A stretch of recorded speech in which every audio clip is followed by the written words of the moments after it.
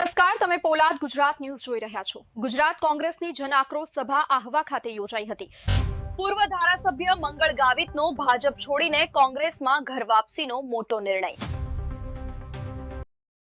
આહવા ખાતે ગુજરાત કોંગ્રેસના પ્રદેશ અધ્યક્ષ અમિત ચાવડાની અધ્યક્ષતામાં આજે જન આક્રોશ સભાનું આયોજન કરવામાં આવ્યું હતું। આ સભામાં મહત્વપૂર્ણ ઘટનાક્રમ બન્યો હતો, જ્યાં પૂર્વ ધારાસભ્ય મંગળ ગાવિત, જેમણે અગાઉ કોંગ્રેસ છોડીને ભાજપમાં જોડાયા હતા, તેમણે આજે ભાજપને રામ રામ કહી ફરી કોંગ્રેસમાં જોડાણી કરી। તેઓ સાથે હજારો કાર્યકર્તાઓએ પણ કોંગ્રેસનો હાથ ધાર્યો।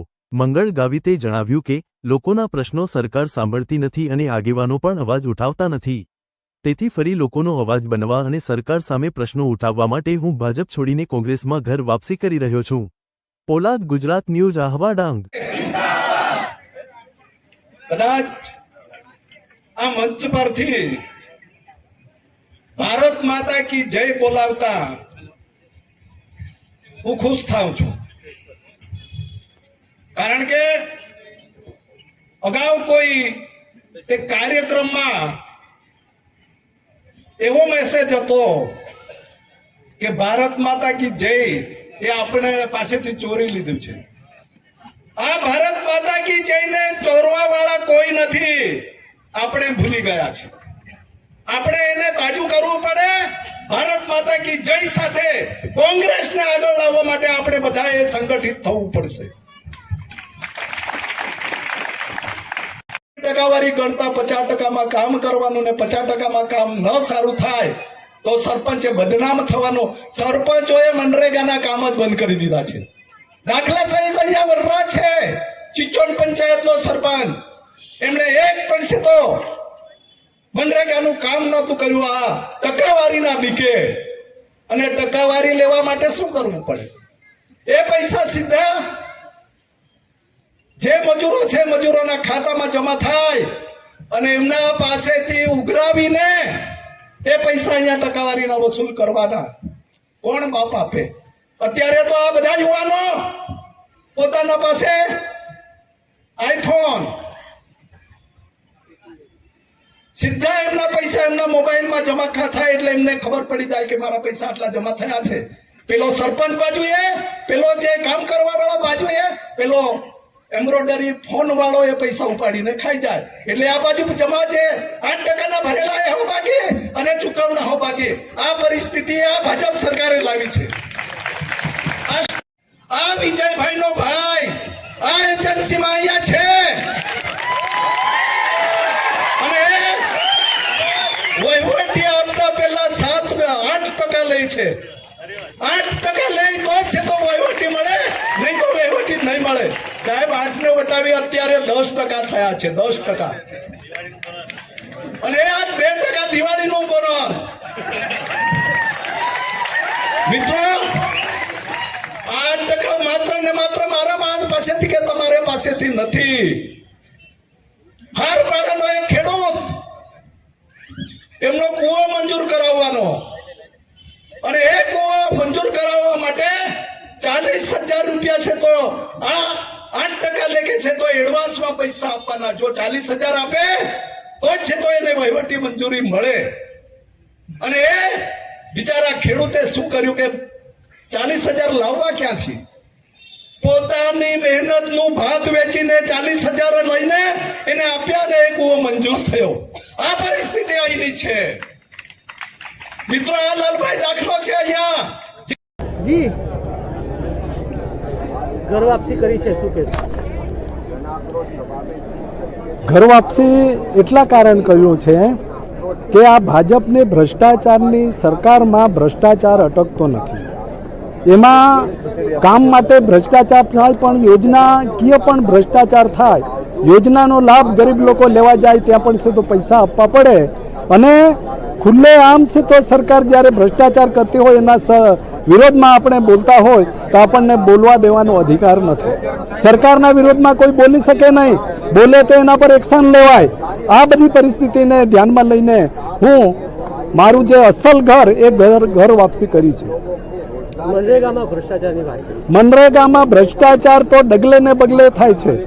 પહેલા સરકાર સીધું છે તો સરપંચ મારફતે લાભાર્થીને છે તો લાભ આપતો હતો, અત્યારે તો જે પણ લાભ આપવાનો થાય તે પહેલાં છે તો વહીવટી મંજૂરી લેવી પડે, વહીવટી મંજૂરીના પહેલાં જ છે તો 10% જેટલી માતબર રકમ છે તો લઈ લેવામાં આવે અને એ આપવા માટે ક્યાંક છે તો ખેડૂતો પોતાની જમીન ગીરવે મૂકે, ક્યાંક છે તો એમની મિલકત વેચી અને એ પૈસા આપે તો વહીવટી મંજૂરી મળે. વહીવટી મંજૂરી મળે પછી એ કામ થાય ન થાય પણ પહેલાં પૈસા લઈ લેવાના. આ સરકારના તાઇફાના કારણે હું ત્રસ્ત થઈને આ કોંગ્રેસમાં પાછો આવ્યો છું. ડાંગ જિલ્લામાં વિજયભાઈ પટેલના ભાઈ છે હા મનરેગામાં. જી, શું કહેશો? ડાંગ જિલ્લામાં મનરેગામાં વિજયભાઈ પટેલ સાહેબનો ભાઈ છે એ વાત સમગ્ર દિલ્હી સુધી ખબર છે. ગણપત વસાવા સાહેબને મેં છે તો જ્યારે મંત્રી હતા ત્યારે એમને મેં રજૂઆત કરેલી કે આ ભ્રષ્ટાચાર બંધ થવો જોઈએ, પણ ગણપત વસાવા સાહેબે કીધું કે પુરાવા શું મૂકું, પુરાવો હું પોતે છું, મારે પણ પૈસા આપવા પડ્યા છે. લાલભાઈ છે, લાલભાઈ પાસે પણ પૈસા માગ્યા હતા, એક ખેડૂત પાસે ભાત વેચીને પૈસા લીધા હતા તો કે સારું જોઈ લેશું. અને ગઈ જિલ્લા પંચાયતમાં ગણપતભાઈ વસાવા સાહેબે કીધું તો તમે ચૂંટણી લડો, ચૂંટણી લડ્યા પછી તરત જ છે તો આ વિજયભાઈના ભાઈ સુનિલભાઈને ક્યાંક કાઢી મૂકશું, ક્યાંક છે તો એને છે તો બદલી કરશું. અત્યાર સુધી બદલીઓ નથી થઈ, કાઢીઓ મૂક્યા નહીં. હમણાં ગણપત વસાવા સાહેબ આવીને એનું એ હજુ બદલી નથી થઈ, એને હજુ છૂટા નહીં કર્યા. એવા આ ભાજપના ટોપના નેતાઓની પરિસ્થિતિ જ્યારે આવી થતી હોય ત્યારે એ બધું વિચારીને હું પાછો કોંગ્રેસમાં આવ્યો છું.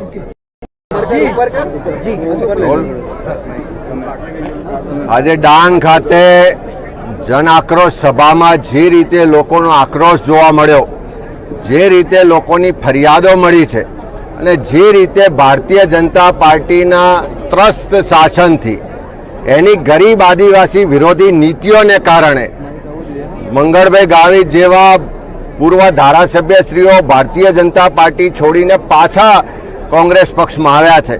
એ તમામ હકીકતો, તમામ લોકોની જે ફરિયાદો છે કે આદિવાસી વિસ્તારમાં ચારે તરફ ભ્રષ્ટાચાર ચાલે છે, મોટા પ્રમાણમાં સરકારી કચેરીઓમાં કમિશન જે લેવાય છે, ખાસ કરીને મનરેગા યોજનામાં 10% કમિશન એડવાન્સમાં માગવામાં આવે છે અને એ પણ ધારાસભ્યના નજીકના સગાઓ દ્વારા માગવામાં આવે છે. નલ સે જલ યોજનામાં મોટું કમિશન લેવાય છે. મનરેગામાં ઠેર ઠેર દરેક ગામમાંથી સરપંચો પાસે, લાભાર્થીઓ પાસે કમિશન લેવાય છે. જળ જંગલ જમીન અધિકારના કાયદા હેઠળ જે પેન્ડિંગ દાવાઓ છે હજુ સુધી એનો નિકાલ થતો નથી. આદિવાસી વિસ્તારમાં શાળાઓ બંધ થઈ રહી છે, બાળકોનું શિક્ષણ બગડી રહ્યું છે, જ્યાં સ્કૂલો છે ત્યાં પૂરતો સ્ટાફ નથી, જિલ્લાની સિવિલ હોસ્પિટલમાં પૂરતા ડોક્ટરો અને સ્ટાફ નથી, દવાઓ નથી. ચારે તરફ શિક્ષણ હોય, આરોગ્ય હોય, રોજગાર હોય કે વિકાસ હોય, બધા જ ક્ષેત્રે લોકો આજે હેરાન પરેશાન છે. ભાજપના મળતિયાઓ ખુલ્લેઆમ લૂંટ ચલાવી રહ્યા છે, લોકોને સરકારી યોજનાના લાભથી વંચિત રાખવામાં આવે છે. આદિવાસી સમાજનો જે અધિકાર છે એ છીનવી લેવામાં આવે છે. એ આક્રોશ આજે જન આક્રોશ સભામાં વ્યક્ત થયો છે. મંગળભાઈ ગાવિતની સાથે સેંકડોની સંખ્યામાં ભારતીય જનતા પાર્ટી છોડીને જિલ્લા પંચાયત, તાલુકા પંચાયત સભ્યો સહિત કાર્યકરો જોડાયા છે. એમની એક જ ફરિયાદ છે, એક જ આક્રોશ છે કે આ સરકાર ગરીબ વિરોધી સરકાર છે, આ સરકાર ભ્રષ્ટાચારી સરકાર છે, આ સરકાર આદિવાસી વિરોધી સરકાર છે. અને એક તરફ વિકાસ સપ્તાહ ઉજવ્યું, આખા ગુજરાતમાં તમારા મારા પરસેવાના ટેક્સના પૈસાથી વિકાસ સપ્તાહના નામે સરકારે જે તાઇફા કર્યા, જે ઉત્સવો ઉજવ્યા, અને બીજી તરફ આજે મંત્રીઓના રાજીનામા લેવાય છે. આવતીકાલે નવા મંત્રીઓ બનશે તો 50% કરતા વધારે જે ચાલુ મંત્રીઓ છે એને ઘર ભેગા થવાનો વારો આવવાનો છે. મારી મુખ્યમંત્રીને પૂછવું છે કે મંત્રીના રાજીનામા અધવચ્ચે શું કામ લો છો? 5 વર્ષ માટે પ્રજાએ તમને સરકાર બનાવવાનો મેન્ડેટ આપ્યો છે, પૂરી બહુમતી આપી છે. તમારે 2.5 વર્ષે મંત્રીઓના રાજીનામા લેવા પડે છે. એનો મતલબ છે કે તમારા મંત્રીઓ ભ્રષ્ટાચારી છે. તમારી સરકાર લોકોની અપેક્ષાઓ સંતોષવામાં, સરકારી યોજનાઓ લોકો સુધી પહોંચાડવામાં, તમારા વહીવટમાં સદંતર નિષ્ફળ ગઈ છે. આખી સરકાર ખાડે ગઈ છે અને એના કારણે તમારા મંત્રીઓના રાજીનામા લેવા પડે છે.